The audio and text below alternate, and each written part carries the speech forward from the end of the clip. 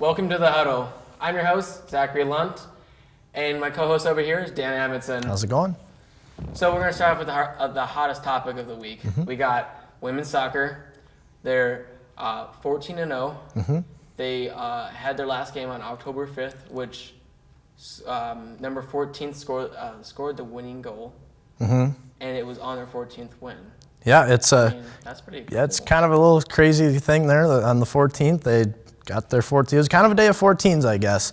You had goals from Danny Nelson, fellow Woodbury grad, so kind of shout out to her. Go Woodbury. But then from Rachel Norton, again, continuing to show up on the score sheet. And then Sarah Went, number 14 there, like you said, in double overtime. Pretty exciting stuff. They proved me wrong. If you remember last week, I said they'd lose one of these games, and I'm sure glad they did. We've still got an undefeated team, third ranked in the nation now.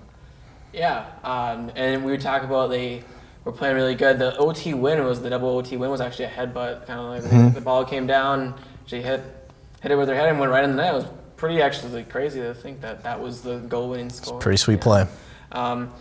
So there's 4 games left. Do you think BSU is going to win it out? You know, games left? I do. Honestly, at this point, I predict them to lose last weekend. I can't doubt them anymore. How can you? They've got 4 games, like you said. The real only threat I see is Augustana. They're 9-3-1, I believe. And everyone else I think they should be able to take care of business if they play soccer like they've been playing soccer. Yeah, we'll see how that works. Just depends on their game, I guess. Yep. I mean, they've been playing good consistently. I thought the only team they had to worry about was Mankato State. That's what I thought too. And Mankato State they beat. So took care of business. Let's go on to our next topic here. Aside of soccer, we're turning on to football. Big topic. They lost 27-24. BSU lost. So against Upper Iowa, especially, I don't know. We both predicted wrong. We both said about 30-3 or 30-7, something like that. And Upper Iowa came back to win. They did. You kind of a reverse of what we saw on homecoming, where Bemidji was in that hole down by 21, and they came back and won. The next week, they kind of flipped the script on them and blew a 21-point lead themselves. It's pretty disappointing, honestly. It's going to be a big blow. They were looking after that Sioux Falls win. There was hopes of playoffs, and after this one, it's that tunnel is closing. The light at the end of the tunnel is growing dimmer and dimmer, so we'll see what happens. Yeah, I think this is kind of sucks because they were up like 17-0 in the first half, and they didn't have any score. They had no scoring whatsoever, and then the second half they came back and 27 unanswered points, pretty much, you could say. It's one of those things that's just crazy to think they just lost it, just like how they played against the last week's game before that, and they came back to win. BSU special teams, because they scored the first drive. It was Landon Jones, actually, the receiver. He got the catch and went down for a 97-yard kick return. And that was the start of the drive, 7-0.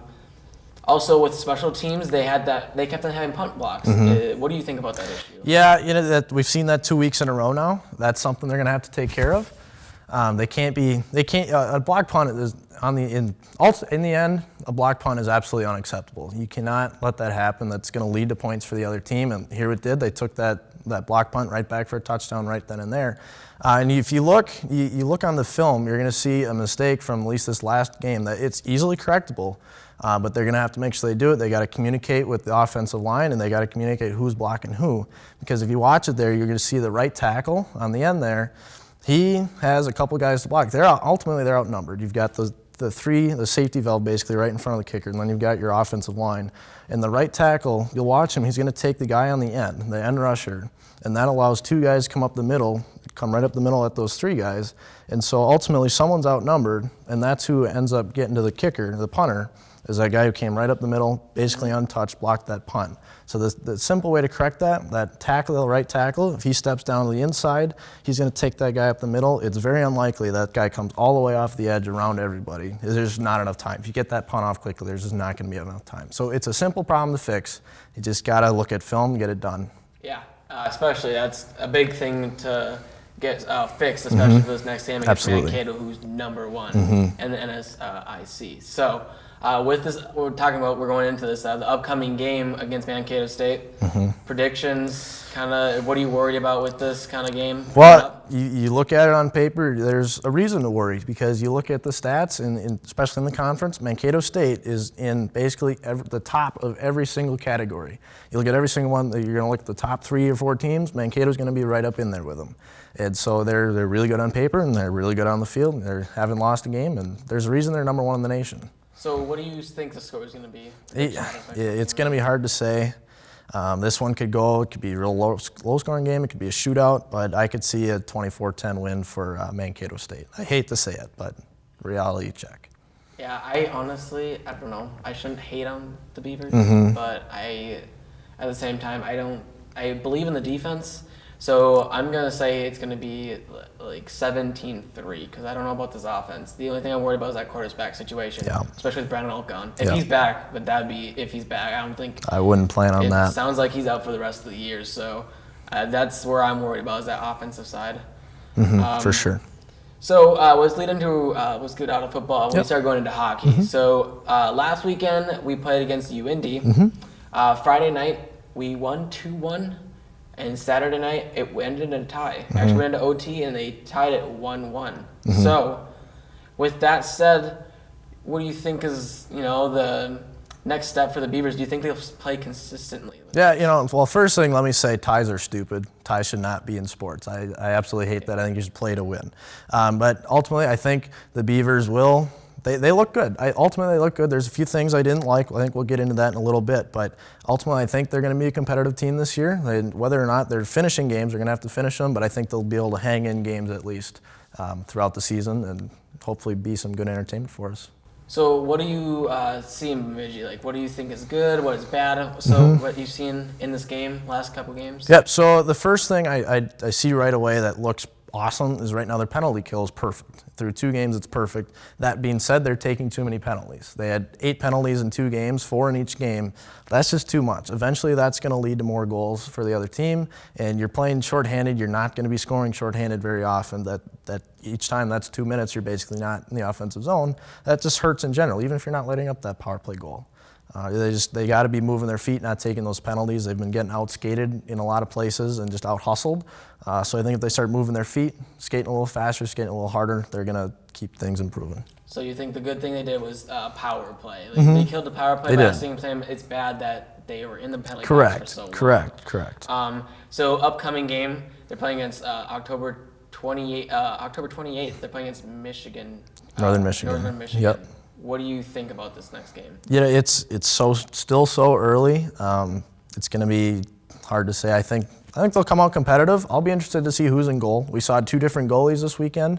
Both of them played real well. Only 1 goal each game. That's awesome if you can do that all year long. So we'll see who they choose to go with there. They've got a week off really to rest up and get some fresh legs again. So I think we'll see them come out of the gate strong and put on a good show. Well, I think they had Driscoll and they had Johnson. It was 2 goalies they had. Correct. And Driscoll actually has never played for BSU until this year, if I remember right. I believe so. And then Johnson is his second year, but he didn't play much at all last year. It's like because he was the backup for Blitzer, and Blitzer was pretty much always in. So that's just one of those things. Are they going to bring in somebody that hasn't been in their system before and then now put them in? And maybe that's why they put him in the second game to see how they work with their system. But for a goalie, it doesn't work as big of a deal. But and the other thing too, when you're playing back-to-back games like that, you see it a lot in the pros at least, where they'll put in their backup for one of those games. So that might be what they do for a lot of these weekend series. When they've got 2 games in a row, they might just split time. Against really good teams, especially. Maybe give the other goalie a break. Correct. Johnson made some great saves out there. They both did. They were both really, I personally think Johnson did a great job. And I watched part of Driscoll's game, but I think they both did great. Yeah. Obviously, it's still a low-scoring game. But absolutely. I think that does it for us this week. We'll see you guys next week.